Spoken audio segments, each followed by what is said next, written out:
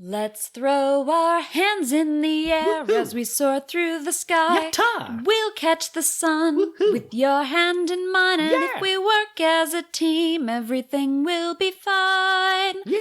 Oh, it's Cure of the What Now. Let's henshin and start the show. Hello, fellow defenders of the fruits, and welcome to Cure of the What Now, a show where we review PreCure as it comes out week to week. Defenders of the fruit. Defenders. That was a reference joke for you that I think many of the listeners of this podcast are not going to get. Go listen to the Weekly Planet. They're cool. My name is Kat. I'm the ghost of the show and also the host of the show. I'm the ghost host. And today I am just a mermaid who really wants you to touch my tail. Touch it. Why don't you touch it? Touch it and give me compliments. It's not going to be slimy, is it? Touch it.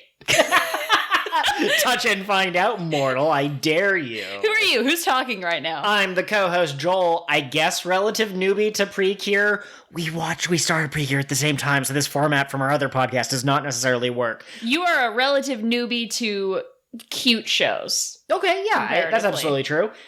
And I am also a dragon who is out to steal all of the world's fruit as part of my evil plan to push vegetable supremacy, I suppose. You will never have the mystical papaya! This was a weird episode.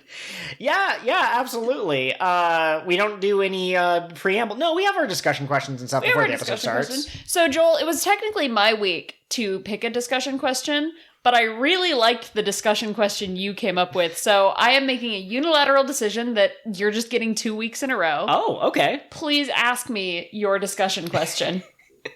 Okay, so we have all seen companies that get in on promotional deals. One that I'm familiar with is that KFC commissioned or paid for a crossover with DC's The Flash. So there was a short limited run with Barry Allen and the Colonel running through time, I believe. I never actually read it, but I saw an advertisement for it and I went, what is wrong with brands these days? So the discussion question. Oh, go ahead. We have to go back to the chicken. I'm sorry. It's not even the Flash. That would be Marty McFly in a KFC crossover. Okay, so my question is, if a brand paid just $1 bajillion to have their own OC, their own brand represented as a Cure character, what brand would you most, I guess, want to see, and what would their character be like? What would I most want to see is a very different question than I prepared an answer for. Okay, so what did you think I was going to ask? I just thought you were asking, pitch me a brand. Oh, okay. But the brand that I came up with was Amazon.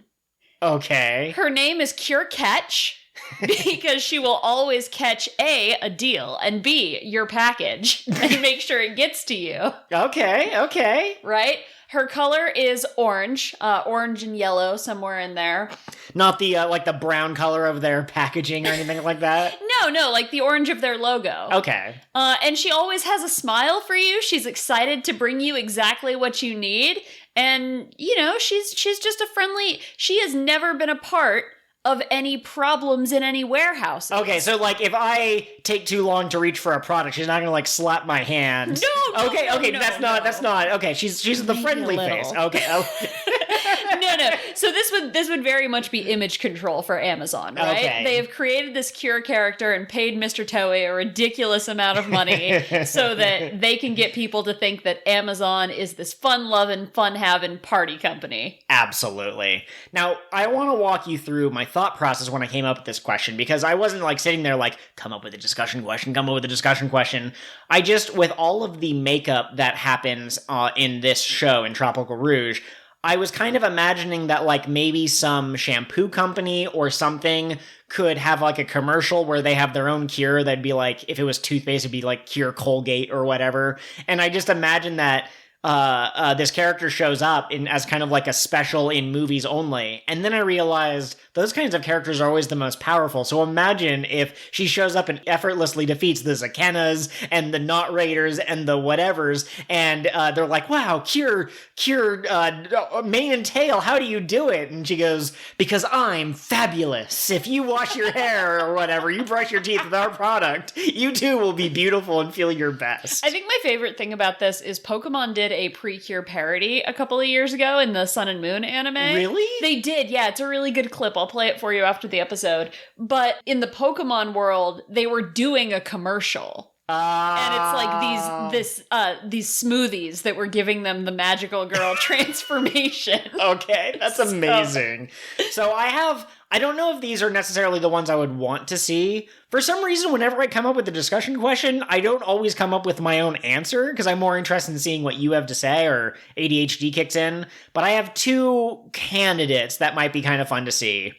One of them is KFC because, like I said, they do a lot of crossover and brand stuff, and it's Cure Crispy. I love her. She has a KFC bucket on her head, like a helmet, and I was debating whether or not her hair should be like popcorn shrimp or whatever, but you know, she'd be in like red and white, and maybe it would be more like a waitress or a waiter or a butler kind of outfit, and her fairy would be Colonel Sanders, and she just always has like a really upbeat personality, you know? Please tell me that her PreCure wand by our toys is a chicken drumstick. Of course it is, yeah. Absolutely. If she were actually given like multiple commercials and like if KFC was on brand with the PreCure, she could have different dipping sauces that give her different outfits and different powers in each one. That's so great. Now, is the bucket helmet her henshin item? Yeah, she has to eat an entire bucket of chicken, and then she puts it on her head and she transforms. That's absolutely it, yes.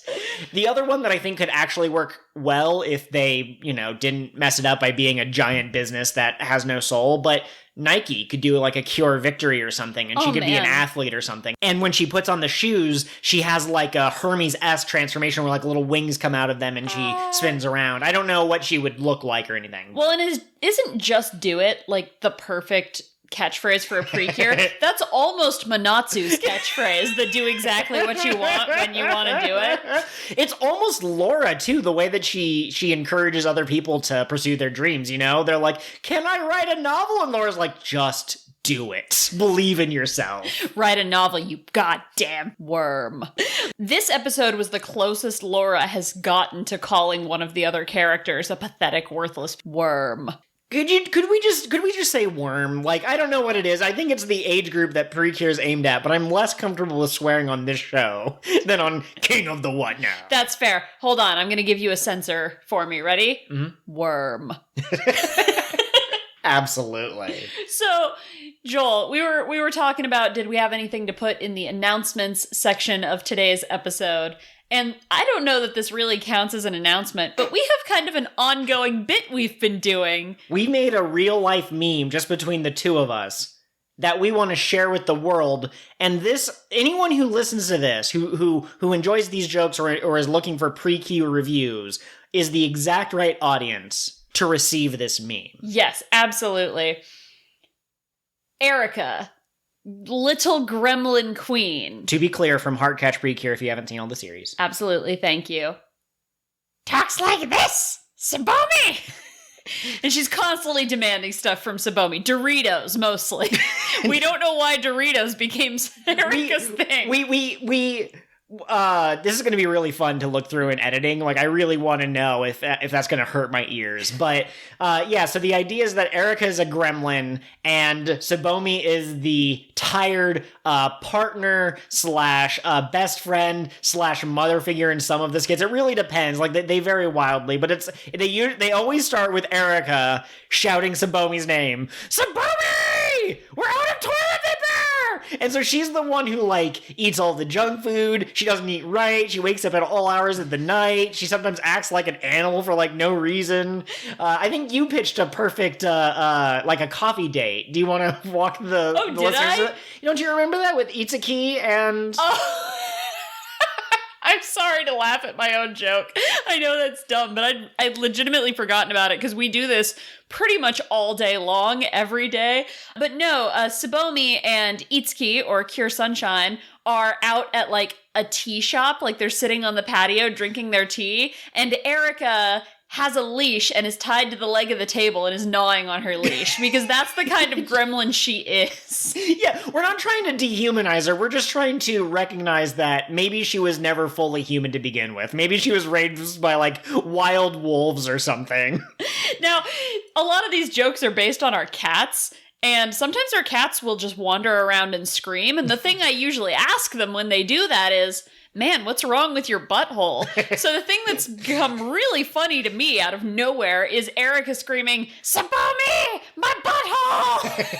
Yes. Nothing else, just that. Yeah, so one last thing before we move on. The other thing that I love, like I said, these jokes can range from, like, in some of them I imagine that they're, like, dating and they're in college or something, and some of them I'm imagining that they're still in the same age as the time span of Heartcatch or whatever.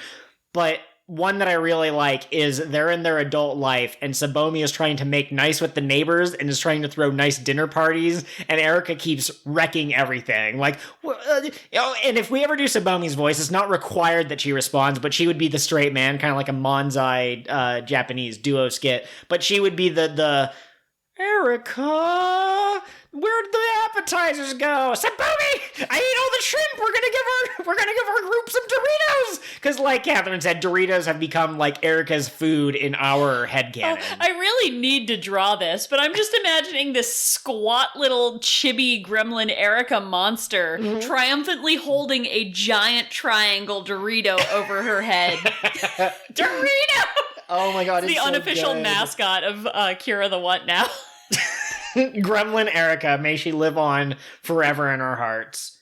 Erika really does kind of strike me every once in a while as a Muppet, and I don't mean she's made out of felt or whatever, but sometimes she has the kind of like the open mouth, like Pac-Man style mouth, and I think that really lends itself to her shouting just random things, you know? No, it absolutely does, yeah. And she's the one most likely to get into fights, and I really do think she'd wake Tsubomi up at 3 a.m. because she's out of Doritos and she needs more right now, but her feet are too short to reach the pedals in the car, so she needs Tsubomi to drive her to go get them. Oh my god, yes, absolutely. So I have been getting back into running lately. Exercise sure is great. Thanks, Manatsu, for encouraging me to pursue my dreams. It wasn't actually Manatsu, but I like to imagine that she'd support me in my dreams. My point is, while I'm running, my mind kind of wanders and I kind of write stories in my head and that sort of stuff. And so I started thinking about my OC that I mentioned in episode 2, Cure Flare. And I realized that there's certain tropes of the pre-Cure seasons and some things that are just common to all pre-Cure that we hadn't really fleshed out about our characters. So I kind of surprised you with this. I didn't expect you to have come up with the exact same points as I have, but just a few more details about Cure Flare, who one day I might try to draw, as I said before.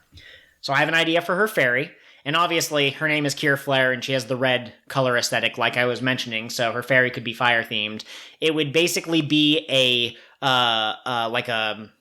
like a Chow from Sonic Adventure 2. Oh, okay. One of the ones that had turned, like, the black color, except at the tip of its head, it would be like flames. So it would be like a little onion boy on fire. Yes, exactly. And its name would be Ember, and she's super adorable, okay? So that's the fairy for Cure Flare. If I were to write my own season, I would absolutely give them each their own partner. As much as Healin' Good was relatively difficult to watch, average, that's the word I was looking for, you know, like it wasn't terrible, but it didn't really excite me. Despite all of the things I could say about that show, I really enjoyed the relationship between each pair of Cures and their mascot. So for my fairy, okay, do you remember Hummy from Sweet PreCure? Of course I do. Yeah, okay, the cat. So imagine Hummy, but if she was an enormous B word.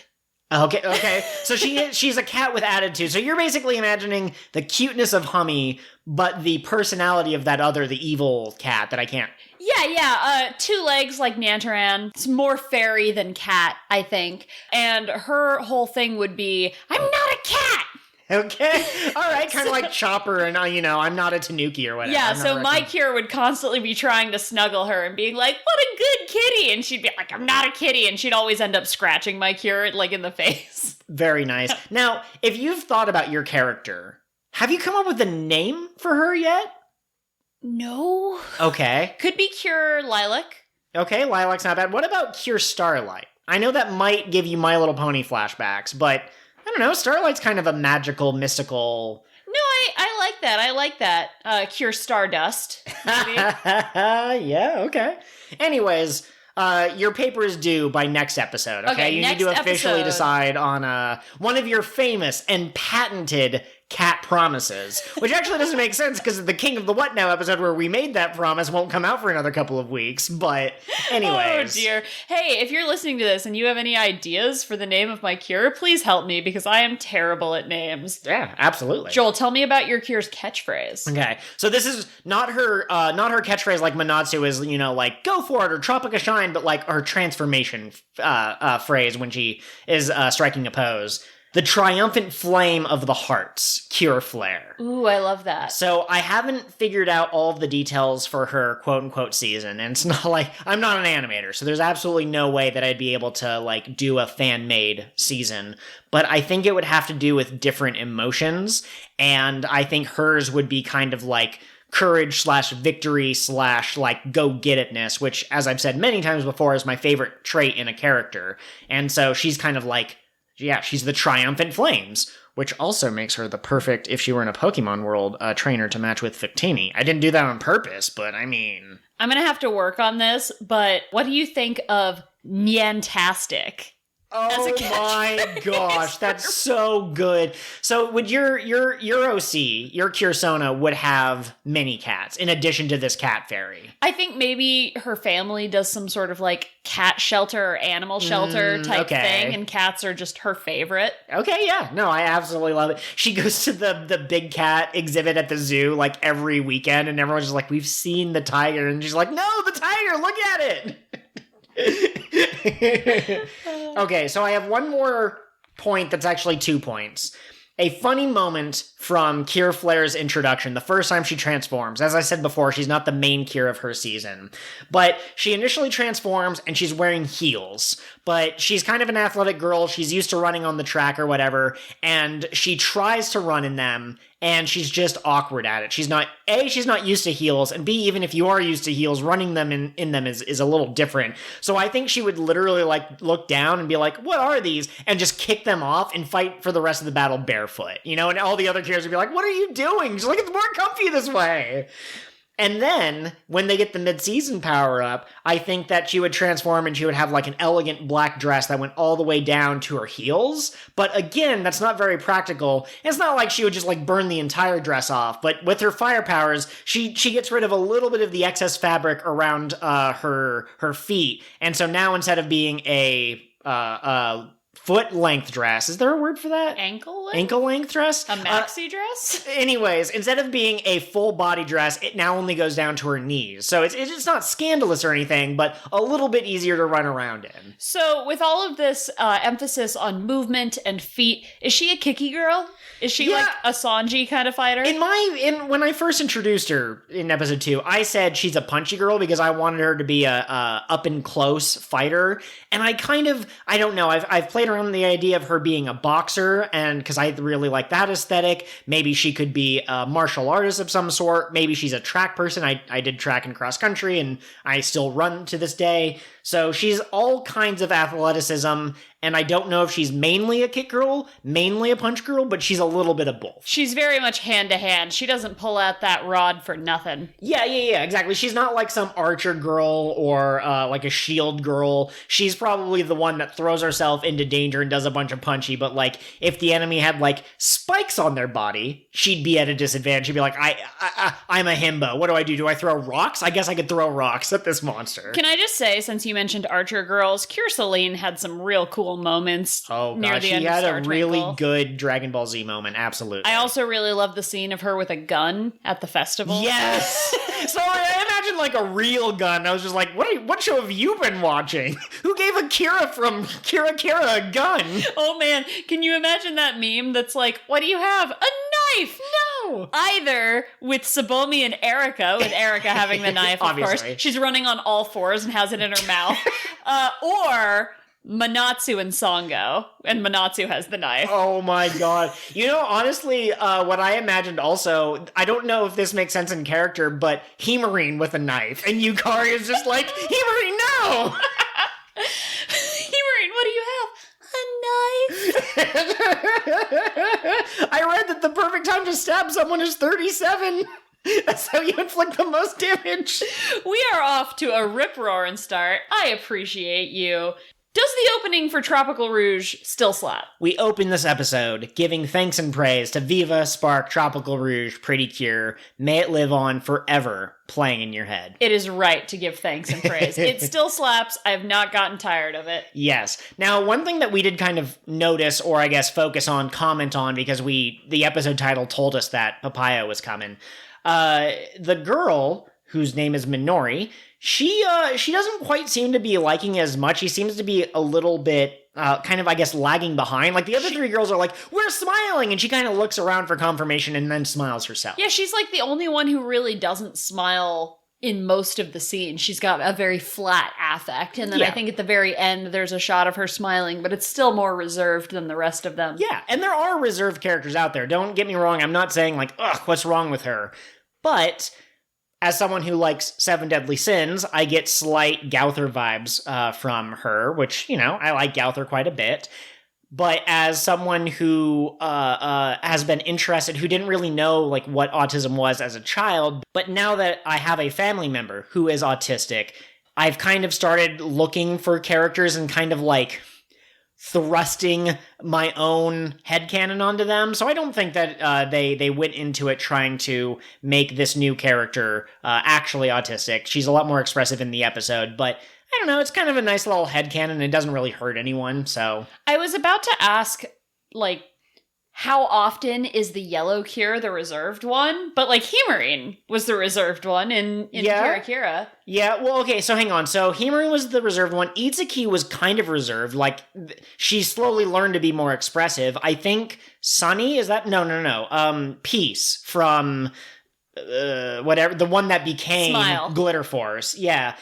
She also had a little bit of a hard time with expressing herself. Did she? I just remember her kind of goofy attacks and how she's always surprised by the lightning. That's why she was my favorite. But I believe in the Glitter Force version, she wanted to be a comic artist, and I wonder if it was manga in the original, but she didn't really have any confidence, and then all the other girls had to kind of perk her up. But at the same time, on the other end of the spectrum, you have Kirara and, Hinata from Heal and Good and Go Princess, and they are yellow girls, and they're pretty much the opposite. They're the most expressive people that you could ever meet. Kirara's so good. We give thanks and praise to Cure Twinkle. It is right to give thanks and praise. So, talking about Miss Cure Papaya, yeah, this was her episode. Do you want to give me a succinct summary of what happened in this episode? Yeah, it's pretty easy, actually. So, barely an inconvenience.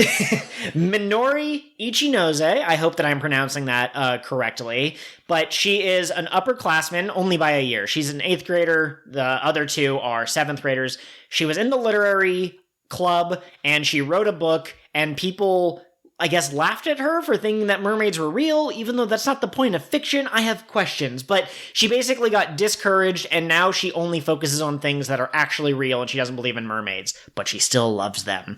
Minatsu and Sango go to the library to research mermaids, to maybe learn more about PreCure and such, and they run into this upperclassman who's reading The Little Mermaid, and Minatsu is like, man, fairies and mermaids are cool and I love them. And this other girl goes, well, they don't exist. And Minatsu's like, oh man, they totally do.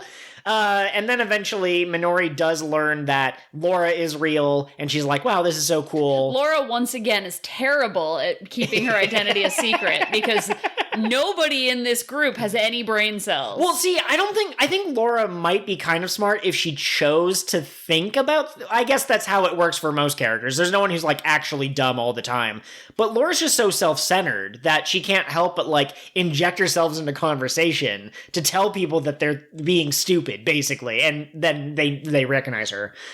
So this Minori girl, she realizes that mermaids are real, and she's like, that's so cool, but I still can't do it. I lack the self-confidence. And Laura goes, no, be confident. Be who you want to be. And that gives her the courage to become Cure Papaya. She fights the monster, Yarane Da, and she's really cool. And then the episode ends. And all three of them still don't know what club they're going to join. She quit the literary club after they told her that her story sucked or whatever else happened. The literary club didn't tell her that her story sucked. I got the impression it was a family member who was like, this isn't realistic. And who can't relate to that? I guess honestly? That's true, yeah.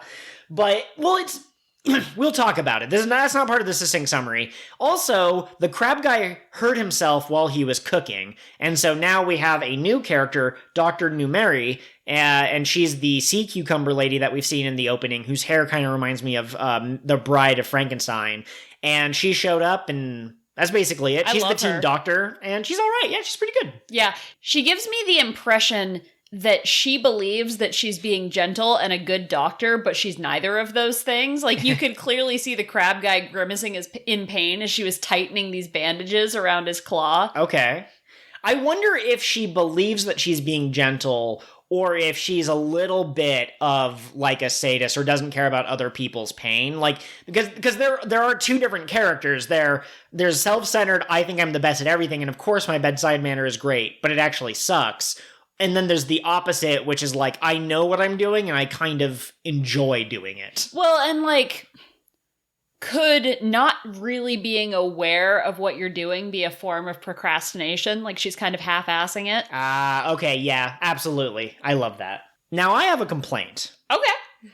I am always asked what did I think of these episodes, but Kat, you're my wife. You're my partner. What did you think of this episode? Wow, I've never been asked about my feelings before. No, I'm full of it. I liked this episode. I thought it had some really solid moments. I'm not sure I care for Cure Papaya so far. Like I said, I think that her design is the weakest of the main quartet, and also her human personality is not necessarily striking a chord with me yet.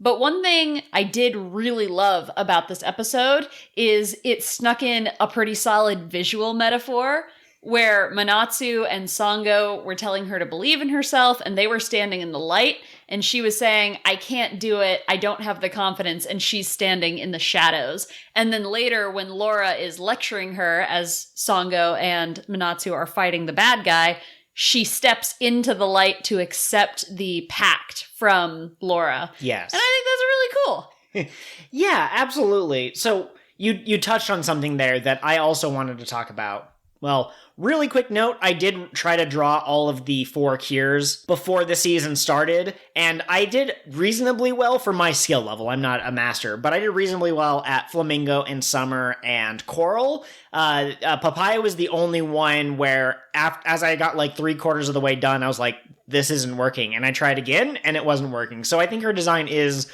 a little different. It's her hair for me personally. Like her hair is so tall that it's almost like she has like 2 head lengths instead of 1 head length, and that was throwing me off. But the other thing, the more important note that I wanted to touch on, is that I feel like the PreCure are usually meant to represent, although I've never seen a show where they said it explicitly, but it's usually supposed to represent like the older or idealized version of their human selves. And you know, if Clark Kent, I mean, he is always Superman, but when Clark Kent is acting like Clark Kent, he slouches a little bit more, and he's a little bit more submissive, and he's kind of clumsy and that sort of thing. But then when he becomes Superman, he stands up straight, and he talks kind of more authoritatively. And so I think that, like, Manatsu and Cure Summer, same person. You know, if you saw Manatsu and she ran around a corner and then Cure Summer came out and she started bad talking to Yaraneda, you'd be like, that's the same person, right? I saw a tweet that said, I genuinely think that everything she can do as a PreCure, she could do normally. She is so powerful. Yes, exactly. But I feel like with Papaya, you get one of the biggest contrasts between how they present themselves in their human form and kind of like what their idealized form is. And that kind of has to do with her backstory and all that stuff. But I would say that I'm not necessarily at this moment a fan of Minori. I've said many times before, I don't really like the quiet characters. And so, you know, she fills that niche.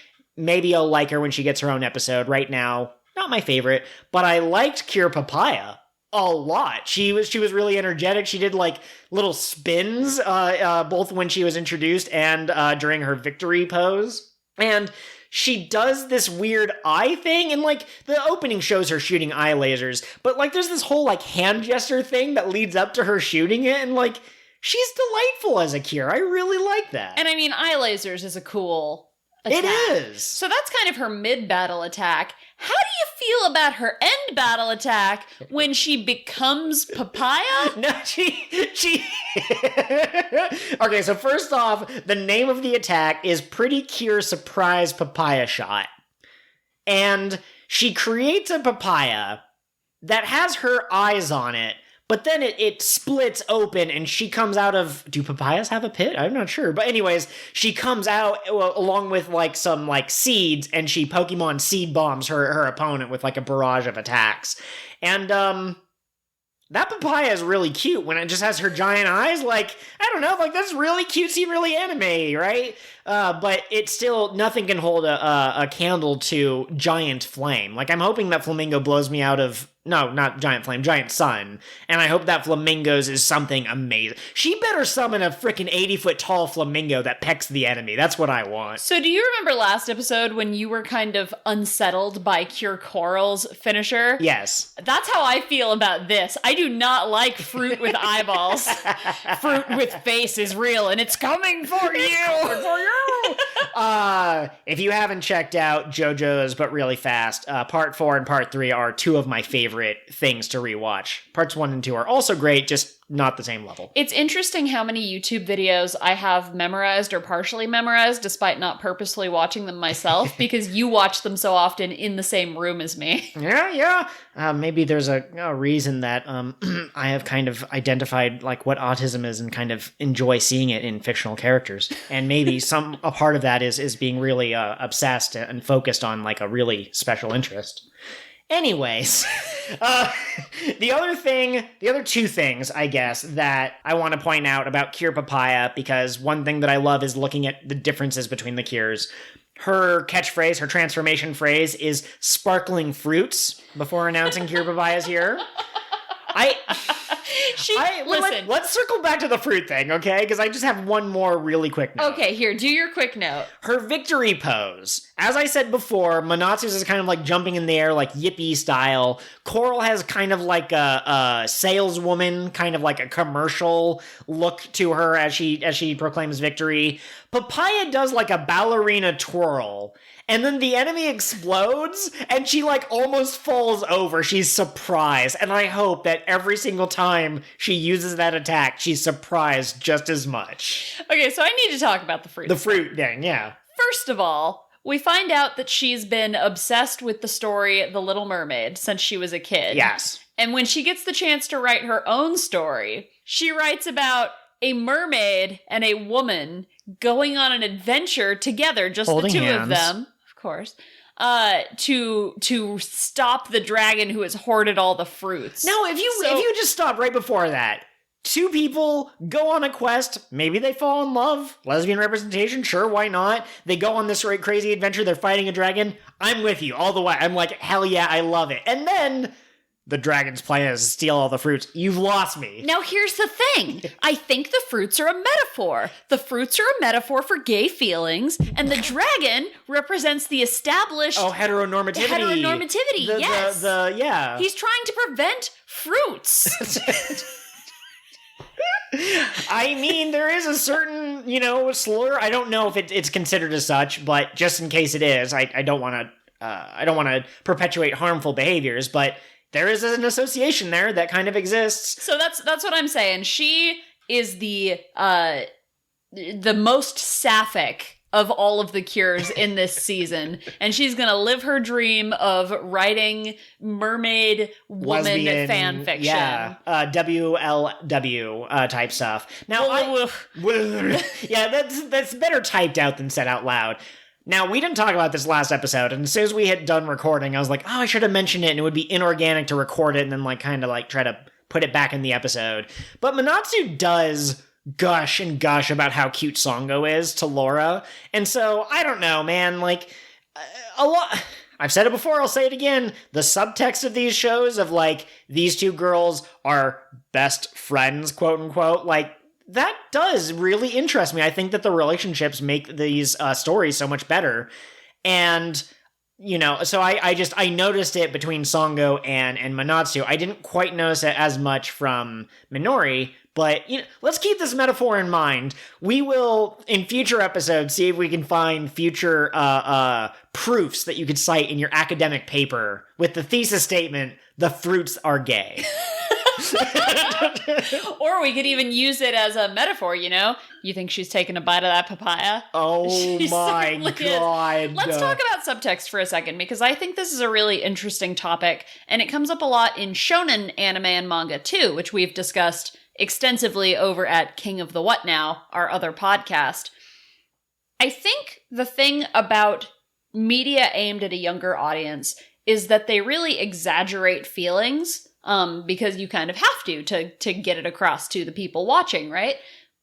But what you end up with is these really intense friendships or rivalries that you don't necessarily see in real life. In your day-to-day life, the person you are closest to that level is usually your romantic partner. Most of us, especially in the States, don't have friendships that are like that powerful.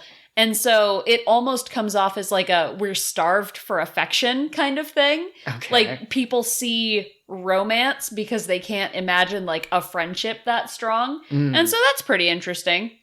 Yeah, I agree. I think another part of it, and this is like a big discussion that goes beyond PreCure, but just really briefly, I think that we see many shows or movies or stories where there's a man and a woman and they end up together and the whole thing was at least partially romantic. And so I think if you see something like Lord of the Rings, I know that there's a lot of are they gay jokes or comments about Frodo and Samwise, I think is his name? Okay.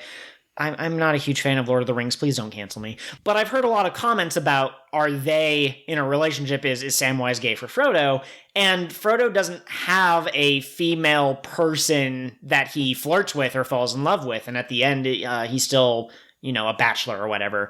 And so I think that we've been kind of trained, like every movie that I've seen before has had a couple hook up, even if the movie didn't need it. So clearly, these two are the couple of this movie, and it just happens to be the two guys. Okay, I like that. One other theory that I've read about or I've heard, and this more specifically applies to women who like man-on-man ships in their shows, but I think it kind of applies to this as well, is it's a power thing.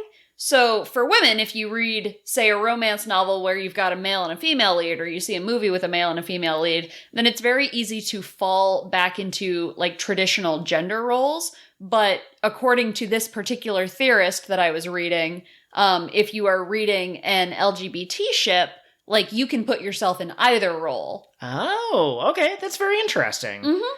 So yeah. And then really quickly, one last note. There are certain cultures or groups or publication companies or et cetera, that might not think that a man-loving man, woman-loving woman relationship will sell very well, or there's cultural values or moral values, et cetera. Too many things to go into, but I do think that if you have two girls who are best friends who sleep in the same room together and are separated for 20 years and think of nothing but reuniting, like, I would say that that's a really strong romantic subtext, but you technically didn't make it gay. You won't have people who are against that sort of thing mad at your show because technically you didn't show it. Hey, Studio Trigger, we're calling you out. Oh, man. Can you imagine if Studio Trigger did a PreCure season? Just visually. I feel like that would be really fantastic. Like, imagine the animation from Promare, but PreCure. I'm picturing it. I think that animatedly it would look fantastic.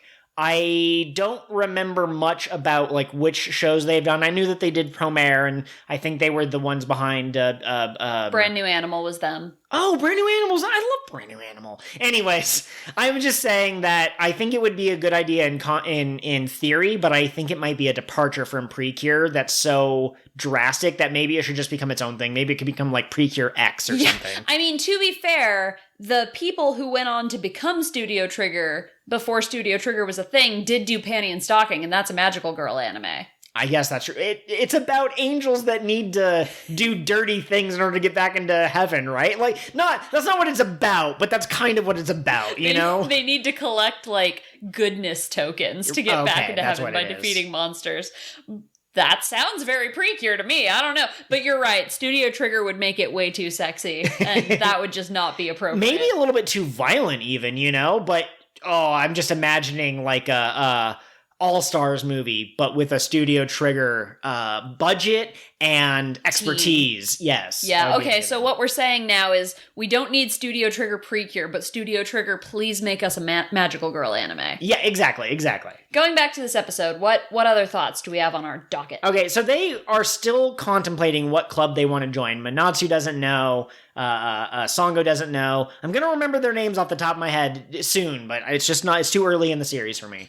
But they're still talking about what kind of group they want to join, and then they got distracted by Laura asking them why not make a PreCure club, and then that distracted Manatsu by saying, like, what's a PreCure? Which is a question that I honestly ask every season, because it's usually so ill-defined, you know? It's like, the PreCure are the people who do whatever the plot needs them to do.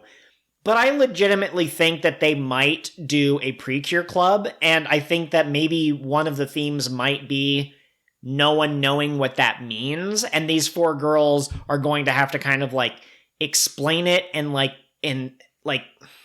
they're going to have to teach it by living it. They're going to just be like, PreCure is like a feeling in your heart. Just come, join us. Today we're doing a juggling with colorful balls, and then the next day we're going to do bead making, and the day after that we're going to do painting. And they're like, what is this club? It's PreCure, man. Whatever.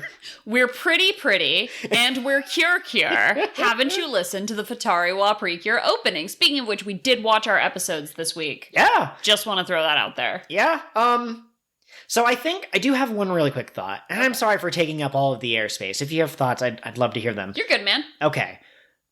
I think one of the reasons that I feel so frustrated with Futari Wa, the reason why we only made it through 7 episodes before I lost interest, I don't care about any of the characters. I know that there's a lot of people who are really, who look at Nagisa and Honoka and they go, wow, they're girlfriends, and they hold hands when they transform and stuff. But it just doesn't really feel like there's much going on for any of them. In some seasons, the Cures might not be the strongest, but the bad guys might have some really interesting interactions with each other. Again, going back to Healing Good, if not for Shindoine, I don't know if I would have liked the series as much as I did, and I loved her interactions with the other two people whose names are not important enough to be in my head. Gawairu, I think, was one of them. That's one of them. You remembered both of them. You're so full of shit. There's certain names that immediately come to the forefront in my mind, and then there's others where I have to think for a second, you know? But my point is that the bad guys don't really have much attitude, and the two main characters don't really have much going on for them either, and those fairies are still annoying as heck. I can't. Now, on one hand, we are only 4 episodes in. That's true. On the other hand, we're only 4 episodes into Tropical Rouge, and we're attached to all of these characters. So I'm willing to continue to give Futari Wa a chance, and I do like a lot of the things that it's doing. One weakness of many PreCure seasons, but we especially noticed in Mahosukai, is there are side characters that it feels like the story wants you to care about, but you just don't. Like, there's really nothing to them. Whereas in Futari Wa PreCure, I feel like there are characters who, even if we don't know their names, like, they show up on screen and they have consistent personalities, and we're like, oh, that's the girl who's, like, really over the top with the way she talks, and that's the girl who wanted to be like Nagisa, so she cut her hair. Like, I can dig it. That's cool. Absolutely. And I don't want it to sound like I hate Futari Wa. I'm just saying that I don't have a sense of obligation to finish it, or I'm not really curious what's going to happen in the next couple of episodes. But to be more positive, because we here are about positivity and propping up the things that we love, I love that in the opening, at least, we haven't quite gotten it as much in the episodes, but it's more of like these heroes are fighting something catastrophic that might actually destroy the city. There's that one shot of Black trying to pull White up from, and there's like rubble all around them. And it looks like these girls are struggling. Whereas in all of the other PreCure seasons I've seen, yeah, they've had fights that they've lost, or they've had moments where they get blasted so hard that they transform back. But it feels almost like they've sanitized it because they don't want to show middle schoolers getting punched by demons, but I feel the struggle in that shot between Black and White more so than I feel the struggle for almost any other Cure season. I would say that and the one where they kick off the girders are the two like iconic PreCure scenes.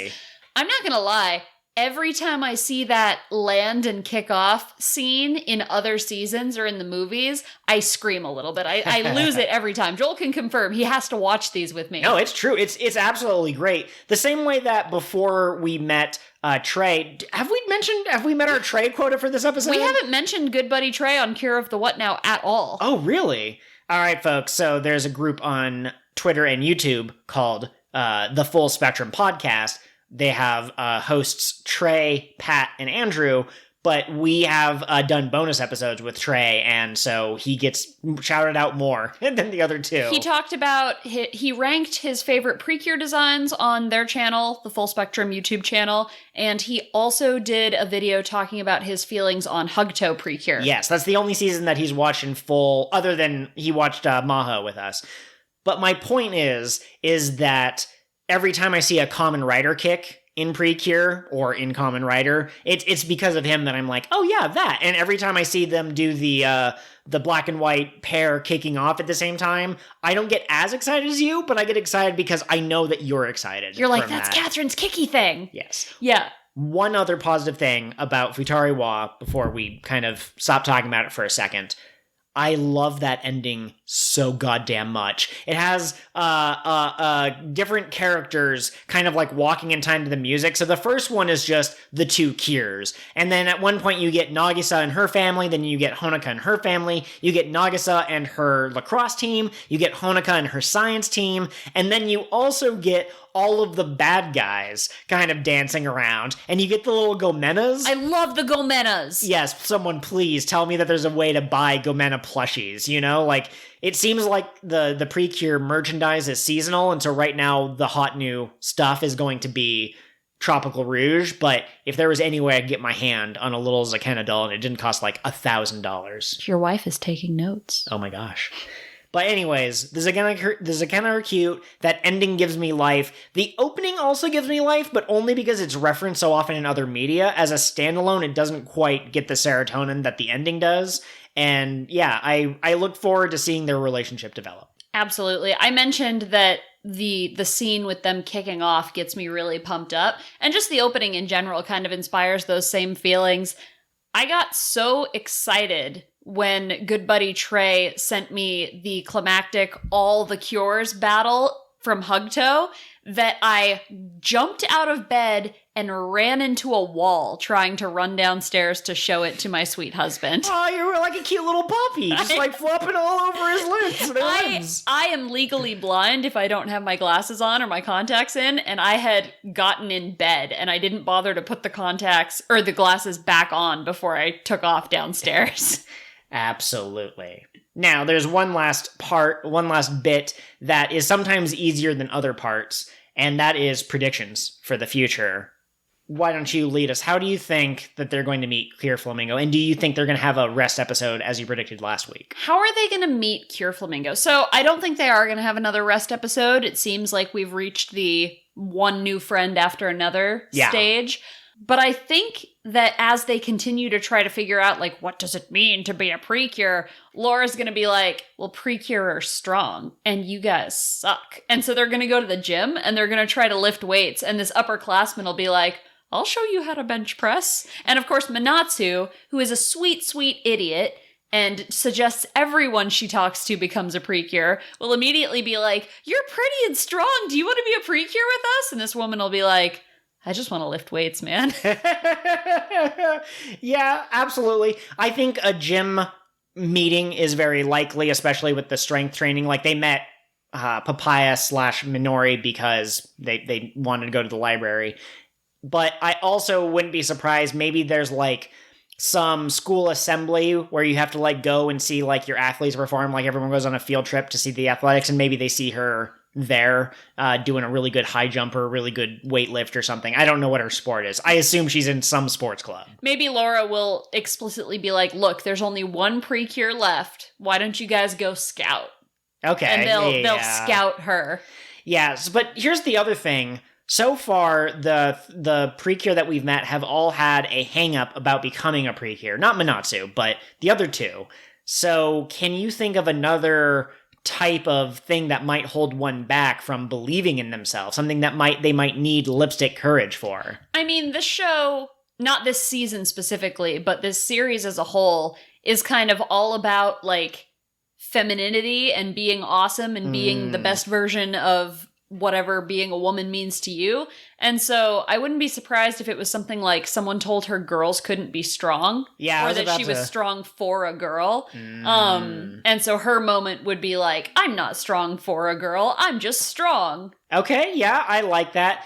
It's also possible that maybe she's a little like, I don't really believe in makeup, cutesy things aren't for me, and then maybe they teach her to express that side of herself. You're thinking that she's like an Itsuki. Yeah, exactly. Or it could be the opposite. Like, so what I originally was pitching was she doesn't like cute things, and then they show her that she actually does like cute things. That's kind of the opposite of Itsuki. Or she could be an Itsuki, like she goes to the gym and she trains and stuff because maybe her family was like, we always wanted a son. She's like, that's silly. And they're like, well, are you going to be our son? She's like, all right, I will go to the gym. I'll do whatever. And so maybe Minatsu is like, you can be both pretty and strong. Yeah, I like that. Before we sign off, in what way was Laura a nasty little princess corner this week? Because she was actually pretty cool. I really like the speech that she gives to Minori, and if you haven't seen the episode yet, go watch it. It's not at the forefront of her character development. These episodes are about the new cures that are being added. So this episode was Minori-centric, last episode was Sango-centric. But Laura gives the impression of someone who doesn't care about other people's dreams. In the first episode, she explicitly was like, I'm going to use this fool in order to become queen. Something that she kind of hasn't been talking about, again, because she's not the center of attention. But both times when Sango and Minori were talking about, like, their tragic past, both times the camera has explicitly shown Laura, like, kind of, like, looking over her shoulder, like, trying not to look like she's listening, but being interested. And so I really do think, like we said, she's going to have an arc where she learns to care about people. And I'm telling you, man, like, some evil creature's gonna show up and put an evil anti-magic bubble around the cures, and Laura's gonna be the only one out, and you're gonna be like, I can give you the Grand Ocean or whatever the city is called, but you have to abandon them. And Laura will be like, I believe in my friends!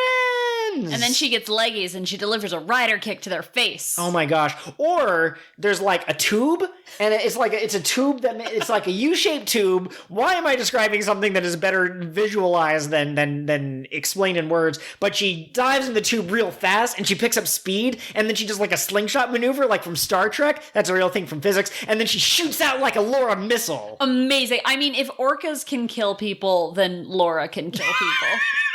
And this has been your doot final thought. Outro goes here. Thank you for listening, everyone, and remember to Tropica Shine. Ha-ha! What a great episode of King of the What Now, your One Piece podcast that started from the very beginning and stars these two doofuses. If you want to follow us on social media, Twitter is the best place to do that. I am at KOTWN_pod. And I am at Pirate Ghost Host. Absolutely, yes. We share all sorts of thoughts on there, some related to the podcast, some related to other things. But you can also reach us through email at kingofthewhatpod@gmail.com, or you can also find us on Patreon. We would love some subscribers or supporters, whatever the technical term is. Patrons. So fancy and grown up. And you can find that at patreon.com/kingofthewhatpod. You can find all sorts of things like bonus episodes, and you get to see the full cold open candidates, not just the ones that make it into the episode. Maybe someday if I learn to draw, I'll put stuff up there. We're always looking for suggestions and feedback. And speaking of which, please take a moment to rate and review our podcast wherever you get us from. So iTunes, Spotify, Scrivener, that's for writing. But wherever you listen to our podcast, take a moment to leave a review. It helps other people find us. We are so grateful to all of our listeners, and we couldn't do this without you. Absolutely. Word of mouth is super powerful, so if you have a friend who likes One Piece and they haven't heard of us, just direct them to the latest episode. And if they hate us, they can tell us why. And if there's an actionable item, we'll try to please you. That's how this works. Thank you, everyone. Have a great day.